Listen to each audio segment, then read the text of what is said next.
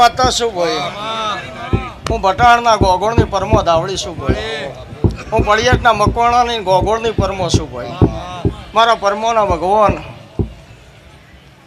દુનિયા એક બાજુ અને હું પરમો ધાવડી એક બાજુ.